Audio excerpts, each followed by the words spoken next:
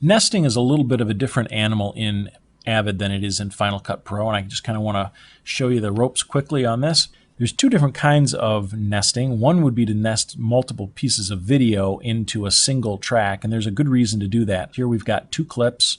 If we wanted to create a nest, basically to collapse these two tracks down into one, right here in the groups of buttons that are along the top of the timeline, one of them that looks like it's got multiple tracks down into one is called the collapse button. This can be mapped to your keyboard. You can definitely just hit a button and you're done. Before we use it, we actually want to select the clips we want to collapse.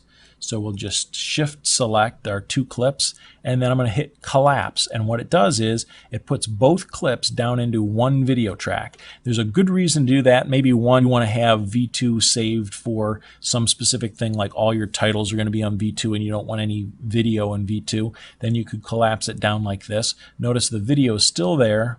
And if you want to be able to get in and look at it, you just double click it and you can see the individual clips inside that nest. But one of the main reasons why you want to be able to do this is to be able to do transitions from one clip on one side to two clips on the other side.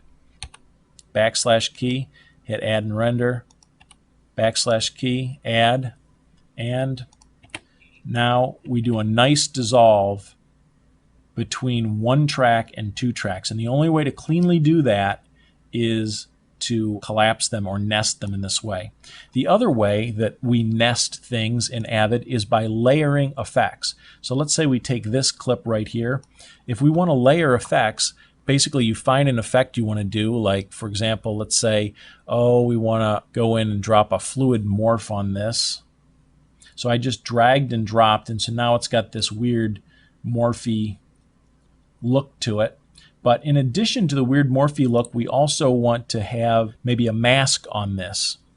So in order to do that, if I were to drag a mask from our film generator directly onto that clip, what's going to happen is you'll see the mask is there, but now the fluid warp is not.